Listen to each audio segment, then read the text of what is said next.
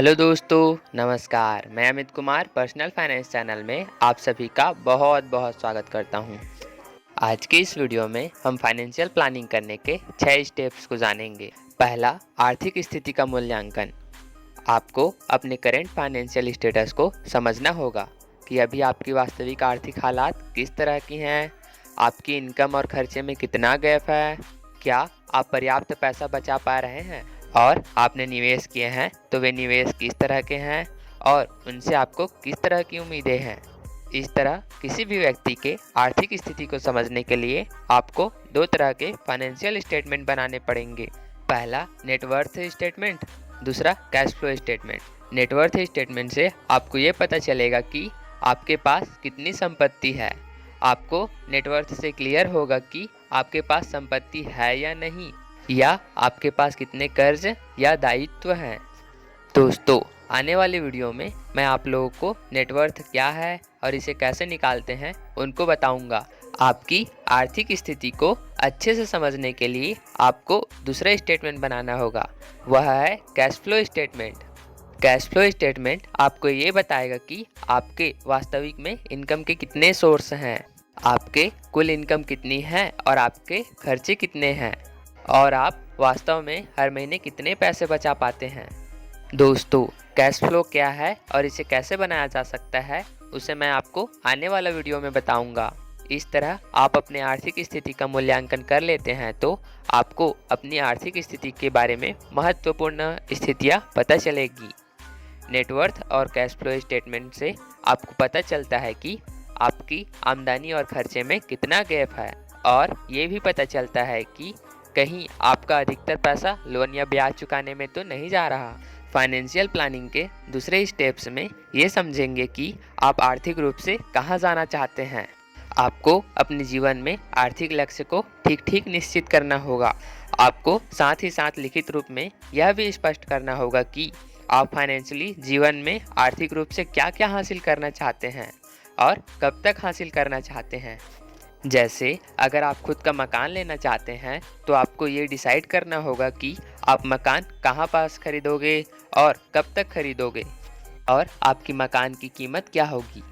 आपको अन्य आर्थिक लक्ष्य उसी प्रकार डिसाइड करने होंगे, जैसे आपको अपने बच्चे के पढ़ाई के लिए कब और कितने पैसे की ज़रूरत होगी, आपको अपने रिटायरमेंट के लिए कितने पैसे जमा करना चाहते हैं, और अगर आपके पास कर्ज है तो आप उस कर्ज को कब तक पूरा करना चाहते हैं। अगर आप गाड़ी लेना चाहते हैं, देश विदेश घूमना चाहते हैं या सपने पूरा करना चाहते हैं, उसको स्पष्ट रूप से लिखना होगा कि आप वह सपना कब तक और कैसे पूरा करना चाहते हैं। अब फाइनेंशियल गोल को स्पष्ट करने के बाद हमारा तीसरा स्टेप है कि आपको अपने आर्थिक लक्ष्यों और मौजूदा आर्थिक लक्ष्यों के बीच का अंतर स्पष्ट करना होगा। जैसे मैं आज से 10 साल बाद खुद का घर बनाना चाहता हूँ और उसको बनाने के लिए मुझे कम से कम 15 लाख जमा करना होगा, लेकिन आज मेरे पास कुछ भी जमा राशि नहीं है। तो मुझे ये समझना होगा कि मुझे अपने आर्थिक लक्ष्य को पूरा करने के लिए वास्तव में हर महीने या हर साल कितने रुपये जमा करने की ज़रूरत है। अब आता है फाइनेंशियल प्लानिंग का चौथा स्टेप, जो है वित्तीय प्लान तैयार करना। वैसे तो फाइनेंशियल प्लानिंग के सभी स्टेप्स महत्वपूर्ण हैं, लेकिन हमें इस चौथे स्टेप से पता चलता है कि हम अपने फाइनेंशियल गोल को किस तरह से प्राप्त कर सकते हैं।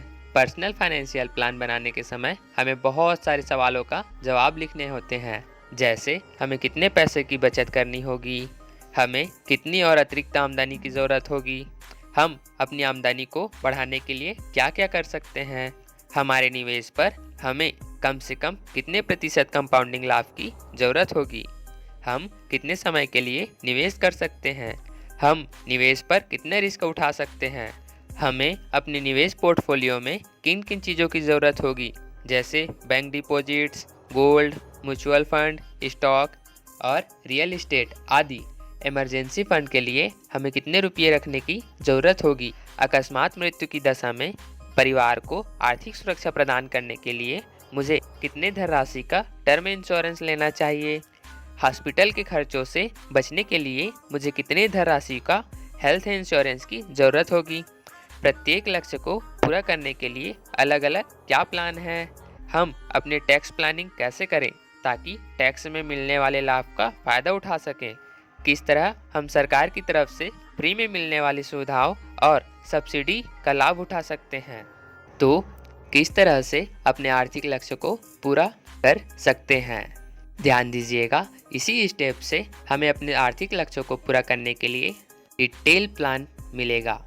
अब ये चारों स्टेप पूरा होने के बाद अब आता है पांचवा स्टेप।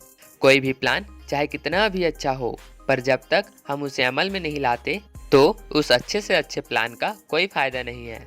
हो सकता है आपके फाइनेंशियल प्लान को अमल में लाने के लिए आपको अतिरिक्त तैयारी करने की ज़रूरत हो, जैसे नया बैंक अकाउंट खोलना, डीमैट और ट्रेडिंग अकाउंट खोलना, या फिर इंश्योरेंस पॉलिसी खरीदना, निवेश प्लान के अनुसार म्यूचुअल फंड में एसआईपी करना, अन्य काम करना जिससे आपके फाइनेंशियल प्लान को अमल में लाया जा सके। अब आता है फाइनेंशियल प्लान का छठवां और आखिरी स्टेप, वित्तीय प्लान की प्रगति का विश्लेषण करना। इसका मतलब ये है कि अब तक हमने जो फाइनेंशियल प्लान बनाया है और उसे अमल में लाया है, वह प्लान किस तरह का काम कर रहा है। क्या हमें अपने निवेश प्लान से उतना लाभ मिल पा रहा है जितना हम चाहते हैं? अगर हाँ, तो हम अपना निवेश का प्लान कंटिन्यू कर सकते हैं, और अगर नहीं तो हमें अपने निवेश प्लान में कुछ बदलाव या सुधार करने की ज़रूरत है। और साथ ही 6 और 12 महीने के अंतराल में हमें इस बात को सुनिश्चित करना होगा कि हमारा फाइनेंशियल प्लान ठीक तरह से काम कर रहा है कि नहीं। इसके अलावा एक इम्पॉर्टेंट बात यह है कि हमें इस बात को हमेशा सुनिश्चित करना होगा कि हमारे सभी फाइनेंशियल पेपर और निवेश के कागजात, बीमा के पेपर और बैंक खातों की जानकारी हमने एक प्रॉपर जगह पे रखा हुआ है कि नहीं, और उस जगह पे कोई पेपर मिसिंग तो नहीं है। तो दोस्तों, ये थी 6 स्टेप्स जो आपको फाइनेंशियल प्लानिंग करने में काफ़ी मदद कर सकती है। और हाँ, अगर आप पहली बार फाइनेंशियल प्लानिंग करने बैठते हैं तो हो सकता है आपको स्टार्टिंग में काफ़ी मुश्किलें का सामना करना पड़े, लेकिन यकीन मानिए, अगर आप धन कमाने और अपने फाइनेंशियल गोल को पूरा करने के लिए पूरी तरह से पैशनेट हैं, तो आपको अपना फाइनेंशियल प्लान बनाने के बाद काफ़ी अच्छा फील होगा। याद रखिए, सफलता की एक कीमत होती है, और हाँ, अगर आप सफल होना चाहते हैं तो आपको इसकी कीमत चुकानी पड़ेगी। तो दोस्तों, अगर आपको वीडियो अच्छा लगा तो आप तुरंत लाइक करें, और हाँ, सब्सक्राइब करना ना भूलें ताकि आने वाला इम्पोर्टेंट वीडियो आपसे मिस ना हो जाए। अंत तक यह वीडियो देखने के लिए आप सभी का तहे दिल से धन्यवाद।